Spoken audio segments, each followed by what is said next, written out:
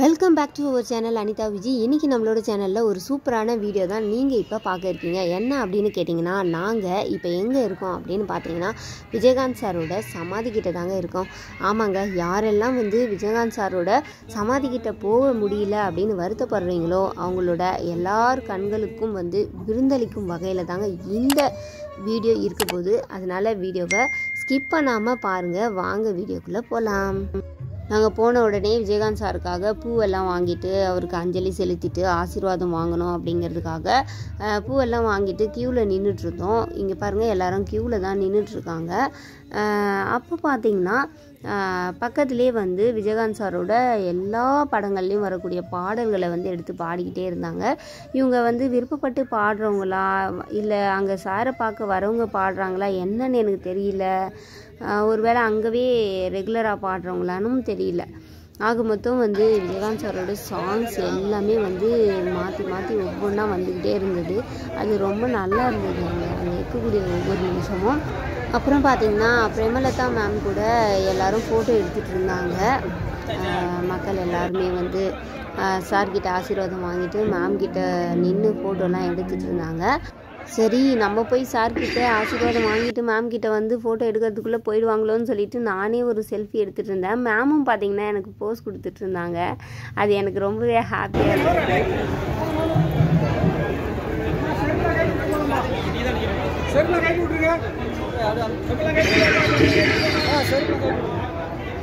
அவரோட சமாதியை சுற்றி பார்த்தீங்கன்னா அவர் நடித்த பல வேடங்கள் இருக்குது இல்லையா, அந்த ஃபோட்டோஸ் எல்லாத்தையும் ஃபிக்ஸ் பண்ணி வச்சுருந்தாங்க. அது எல்லாமே பார்க்கும்போது கண்ணே கலங்கிடுச்சு. அப்படியே இந்த மாதிரி ஒரு நடிகனை, இந்த மாதிரி ஒரு மாமனிதரை, இப்படி ஒரு நல்லவரை நம்ம இழந்துட்டோமே அப்படின்ற ஒரு மன வருத்தத்தோட லைனில் எப்படா போய் சாரை பார்ப்போம் அப்படின்னு அப்படியே நின்றுட்டு இருந்தேன்.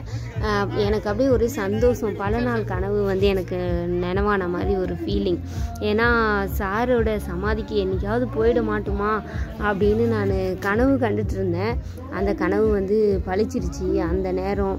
அப்போ மனசில் சாரோட சமாதிக்கிட்ட வந்துட்டோம் அப்படிங்கிற சந்தோஷம், இப்படிப்பட்டவரை நம்ம இழந்துட்டோமே அப்படிங்கிற வருத்தம், இதெல்லாம் சேர்ந்து ஒரு மனக்கலக்கத்தோடு நான் அங்கே நின்று சாருக்கு பூ போட்டு ஆசீர்வாதம் வாங்கிட்டு ரொம்ப கவலையோடு பார்த்துட்டு இருந்தேன். அது பார்க்குறதுக்கே ரொம்ப கண்ணெல்லாம் கலங்கிடுச்சு. ஒரு மாதிரி கண்ணு கலங்கிடுச்சின்னு சொல்கிறத விட மனசு கலங்கிடுச்சின்னு சொல்லலாம். அப்படியே மனசெல்லாம் வலிச்சுது அந்த இடத்துல இருக்கும்போது.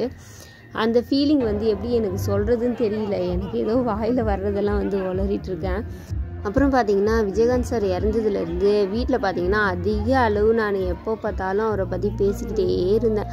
அதனால் என் பிள்ளைங்களுக்கும் அவர் மேலே ஒரு நல்ல அபிப்பிராயம். ஆமாம், நான் நிற்கிறேன் அப்படின்னு என் பாப்பா போயிட்டு வீடியோவுக்கு போஸ்ட் கொடுத்துச்சு. அப்புறம் என் பையன் எல்லாமே ஒரு டென்ஷனோட அங்கே டைம் பத்தலை, நிறைய பேர் இருக்கிறதுனால எல்லாரும் பார்க்கணுன்றதுனால சீக்கிரம் போங்கன்னு சொல்லிகிட்டே இருந்தாங்க. அதனால் சீக்கிரமாக வீடியோஸ்லாம் நாங்கள் எடுத்துகிட்டு தூரம் வந்துட்டோம். அப்புறம் வெளிப்பக்கமாக நாங்கள் வீடியோஸ்லாம் எடுத்தோம். வெளியே வேணால் போயிட்டு எவ்வளோ வேணால் எடுங்க அப்படின்னு சொல்லியிருந்தாங்க. ஏன்னா அந்த க்யூவில் வரும்போது எல்லாரும் பார்க்கணும் இல்லையா, ரொம்ப நேரம் நின்றுட்டே இருந்தாக்கா அது கஷ்டமாக இருக்கும்ல. இந்த மாதிரி நம்ம எப்படி ஒரு கோவிலெலாம் போனோன்னா திருப்பதியில் கூட எடுத்துக்கோங்க, சாமிக்கிட்ட போகும்போது சீக்கிரம்னு சாமியை பார்த்த உடனே தள்ளிவிடுறாங்க. ஏன்னா அவ்வளோ பேர் இருக்காங்க, எல்லாரும் பார்க்கணும் இல்லையா. அதே மாதிரி தான் இங்கேயும் அவ்வளோ மக்கள் கூட்டம் திரண்டு வந்துக்கிட்டே இருக்காங்க. ஒவ்வொரு ஊர்லேயும் குழுவாக சாரை பார்த்துட்டு போகிறாங்க. அப்புறம் பார்த்திங்கன்னா மக்கள் அனைவராலும் விஜயகாந்த் சாரை பற்றி புகழ்ந்து பேசப்பட்ட ஒரு விஷயம் என்ன அப்படின்னா சாப்பாடு போடுறது தாங்க. விஜயகாந்த் சார் அவரோட ஆஃபீஸில் எப்பவுமே சாப்பாடு எல்லாருக்கும் போடுவார் அப்படிங்கிறது தான். அதே நிகழ்வு தாங்க இப்போ இங்கே நடந்துட்டுருக்கு. இது எப்பவும் தொடரும் அப்படின்னும் ஒரு வீடியோவில் பிரேமலதா மேம் சொல்லியிருக்காங்க. ஸோ சாப்பாடு மக்கள் எல்லாரும் வாங்கி சந்தோஷமாக சாப்பிட்டுட்டு இருந்தாங்க. நாங்களுமே வாங்கி சாப்பிட்றதுக்கு உட்காந்துட்டோங்க. மனசுக்கு ரொம்ப நிறைவாக இருந்தது.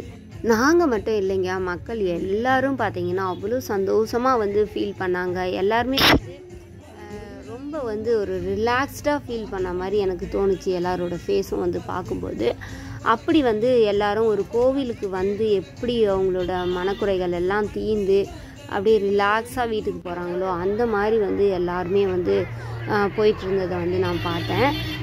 இதெல்லாம் பார்க்கும்போது விஜயகாந்த் சாருக்காக ட்ரிபியூட் பண்ணியிருந்தாங்க பாருங்கள் ஒரு சாங் வச்சு. அந்த சாங் தான் எனக்கு ஞாபகம் வருது.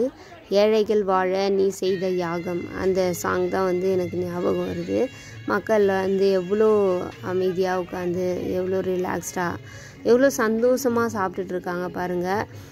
இவங்களோட எல்லார் மனசுலேயும் அவங்க என்ன நினைப்பாங்க, கண்டிப்பாக வந்து நம்மளோட வயிறுக்கு பசியாக இருக்கிற நேரத்துக்கு சாப்பாடு கொடுக்குறவங்க நல்லா இருக்கணும் அப்படின்னு நினைப்பாங்க பார்த்தீங்களா. இது தாங்க அவரு வந்து அவங்க பிள்ளைங்களுக்கு செஞ்ச புண்ணியம் அப்படின்னு நான் நினைக்கிறேன்.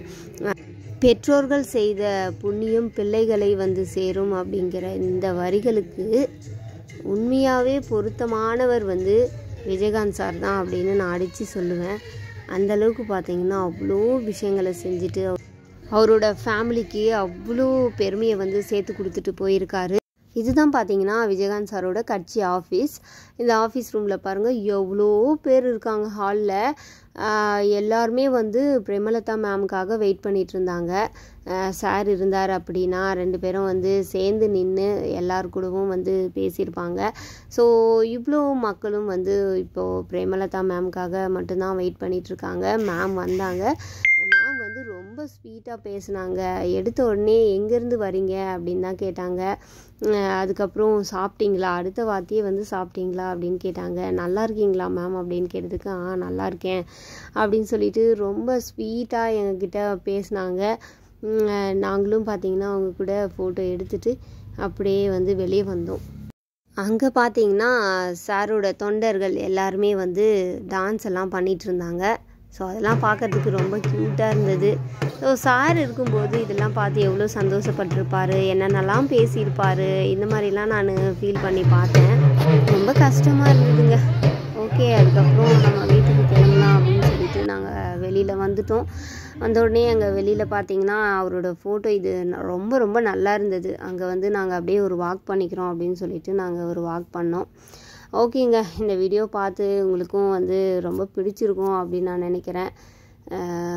இதோட இந்த வீடியோவை முடிச்சுக்கலாம். டாட்டா.